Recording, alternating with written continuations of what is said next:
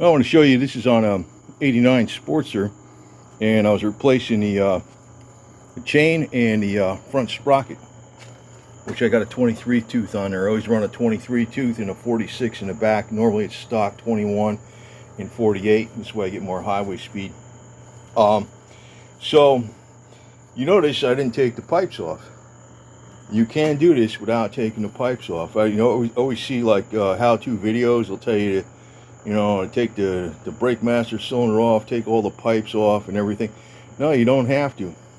You just need enough clearance to use an offset Phillips screwdriver to get that screw right there, and just kind of bend that tab out of the way, and your brake line that's your brake line right there. You can move that out of the way and you can slip the cover off. The only thing you have to do, you don't even have to loosen the front pipe. You loosen the rear pipe, especially on the bolt on the bottom down here. I don't know if you can see it, but it's down in there. That's the top one, and you got the one on the bottom right there. You can see it right there. You loosen that one so you can lift this up. You can lift that up a little bit. You don't have to like really twist on it, and so you can get the cover off. So I put a non-O-ring chain on this because I'm running an oversized tire, and I read on the internet you can run an oversized tire, and I think it depends on the tire manufacturer, and it depends upon maybe what chain you're running. So I got forgot what the heck what it is. It's Korean made tire. What is it, Shinkos? Is that what they are? I think so. Yeah, I think they're Shinkos or something. And never used them before, but it's got the reinforced one and stuff, so it's it holds.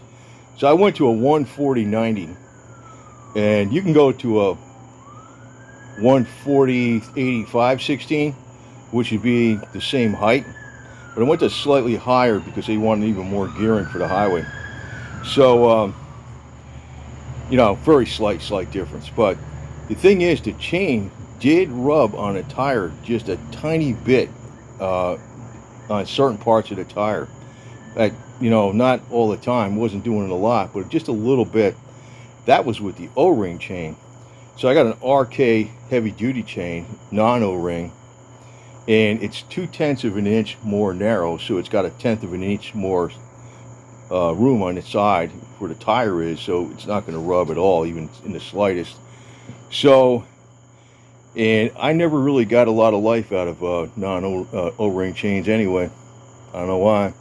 So I just got a good RK heavy duty regular chain. I'm probably going to stick an oiler on this, and one of the things I heard that's a really good lubricant for chains is fluid film.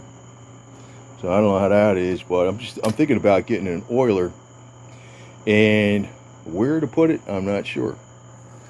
Where do you put it? Put it behind the saddlebag maybe, or something. I don't know. Maybe I won't get one. Maybe I'll just take some oil with me to make sure the chain's lubed up.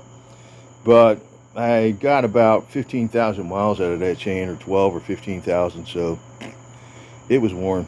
So, and the price of an O-ring chain is like $120 or $200 or whatever the heck it is. This RK heavy duty chain, which is a good brand, was $28. So whatever. But I wanted to point out, you can get to see. You see how I got you see the sprocket is off and the pipes. I mean, I did not remove these pipes. I just removed the mufflers. So you can do it. I mean, a lot of times people tell you can't do this, you can't do that. You can do it. It makes this job much easier, because I don't even know why people take the front pipe off too. That's kind of well, maybe they figure because the crossover isn't really attached. It's like just slid in there. It's just slid in there. These are not, I don't know, they're not like welded together or nothing. That crossover, it's just like slid in there.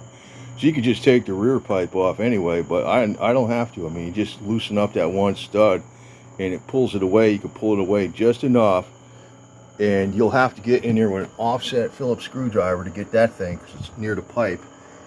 And you loosen that Phillips up, and you can slide out the brake tube, the brake line tube, and then you can slide the cover off, no problem. That's it.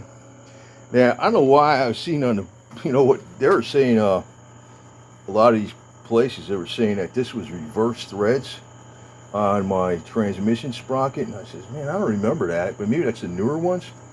But this one definitely is not reverse threads, man. So I don't know.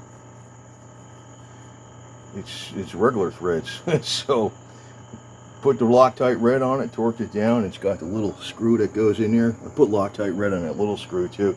By the way, like if you ever have to take off Loctite red, and you know it's designed to be permanent, you just get your propane out and heat it up. It melts the plastic and it comes right off. So no big deal. That's why I Loctite at this, the little screw on there too. But you know, whatever. So the thing will be ready tomorrow. I was working on this after midnight, and you can hear a fan over here. It is hot as all hell here in Florida. And also got my chain brake tool. I should point out that's a heavy duty chain brake tool, but the really way to work those is you take your DA Dremel tool, your little Dremel tool, and you grind the rivet down, then you use the chain brake tool. It's a lot easier, you know, otherwise it's like almost impossible. Grind that thing down with the little Dremel tool. So chain's on there, it's all adjusted. The rear axle's straight in there. It's got the 65 foot-pounds in the back. I think it's 50 over here on this one.